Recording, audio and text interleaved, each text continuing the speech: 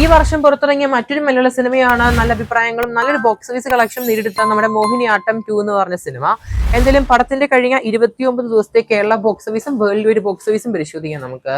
അതിനു മുമ്പ് ഇല്ലാതെ കാണുന്നവരാണെങ്കിൽ മറക്കാതെ സബ്സ്ക്രൈബ് ചെയ്യുക സ്റ്റോക്ക് സ്റ്റുഡിയോ സിലിപ് ചാനൽ. മോഹിനിയാട്ടം 2 നമ്മുടെ ഭരതനാട്യം സിനിമ സെക്കൻഡ് പാർട്ടായിട്ട് പുറത്തിറങ്ങിയ സിനിമയാണ് മോഹിനിയാട്ടം 2 എന്ന് പറഞ്ഞ സിനിമ. കേൾക്കാൻ സാധിക്കുന്ന അപ്ഡേറ്റ് അനുസരിച്ച് പടത്തിന്റെ തേർഡ് പാർട്ടിന്റെ ഒരു ഷൂട്ടിംഗ് അല്ലെങ്കിൽ ഡിസ്കഷൻ നടക്കുന്നുണ്ടെന്നാണ് കേൾക്കാൻ സാധിക്കുന്നത്. സൈജു കുറുപ്പാണ് സിനിമ നിർമ്മിക്കുന്നത്. സൈജു കുറുപ്പ്, സുരാജ് വെഞ്ഞാറൻമൂട്, ബേബി ജീനൊക്കെ സിനിമയിൽ മറ്റ് കഥാപാത്രങ്ങൾ അഭിനയിക്കുന്നുണ്ട്.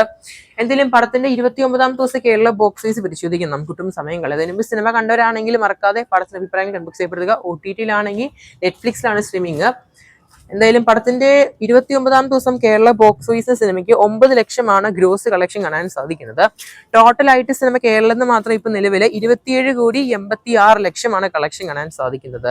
അപ്രോക്സ് ആയിട്ട് സിനിമയ്ക്ക് 30 കോടി എത്തിയിട്ടില്ലെങ്കിലും ഓൾമോസ്റ്റ് 27 കോടിനടുത്ത് സിനിമയ്ക്ക് ഗ്രോസ് കാണുന്നുണ്ട് കേരള ബോക്സ് ഓഫീസിൽ. ഇനി സിനിമയുടെ വേൾഡ് വൈഡ് പോസ്റ്റർ തന്നെയാണ്. വേൾഡ് വൈഡ് കളക്ഷൻ പോസ്റ്റർ നിലവിലെ OTT റിലീസിന് ശേഷം സിനിമ ടീം ഇന്ന് നിലവിൽ പുറത്തുവിട്ടിരിക്കുകയാണ്.